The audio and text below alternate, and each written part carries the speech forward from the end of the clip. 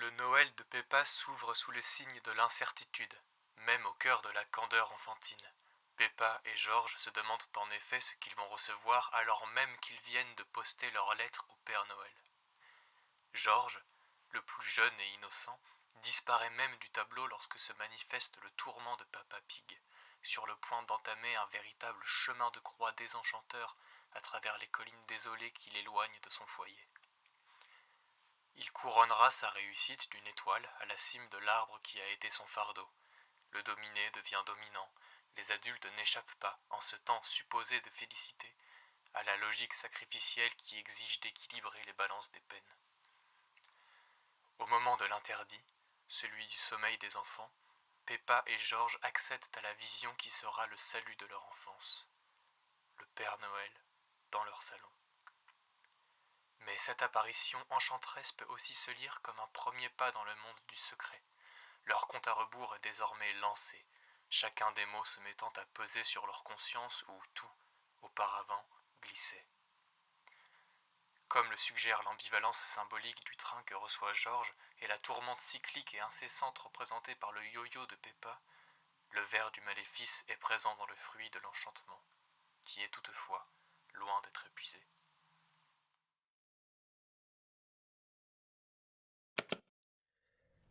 C'est le réveillon de Noël. Peppa, George et leurs amis postent leurs lettres au Père Noël.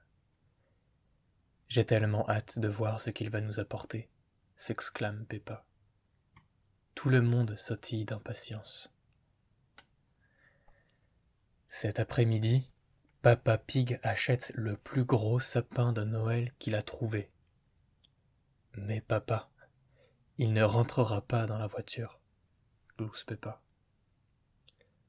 Je crois que je vais devoir le porter jusqu'à la maison, grogne Papa Pig. Sur le chemin de la maison, Papa Pig grimpe et descend chaque colline en portant le sapin de Noël sur son dos. L'arbre est lourd et le voyage est très long. Pauvre Papa Pig. Il est épuisé. Papa Pig arrive enfin à la maison. Il est temps de décorer le sapin, annonce Maman Pig. Papa Pig pose une étoile brillante au sommet. Oh, s'écrie toute la famille. Quel beau sapin. Peppa et George laissent un petit goûter devant la cheminée pour le Père Noël. Il est temps d'aller au lit, maintenant, dit Papa Pig. Le Père Noël ne passera pas tant que vous ne serez pas endormis. Peppa et George sont bien au chaud dans leur lit lorsqu'ils entendent un gros badaboum.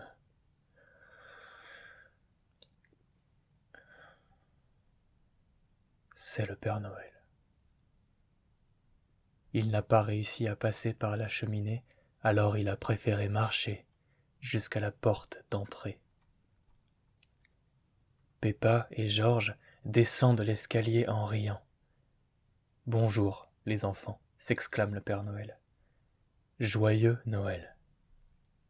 Et maintenant, tout le monde au lit. Je dois déposer les cadeaux au pied du sapin. Vite, Peppa et George retournent dans leur lit.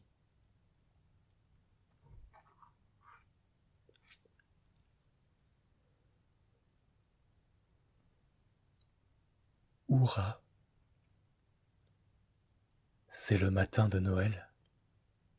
Grouin, George a eu un petit train et Peppa a reçu un yo-yo.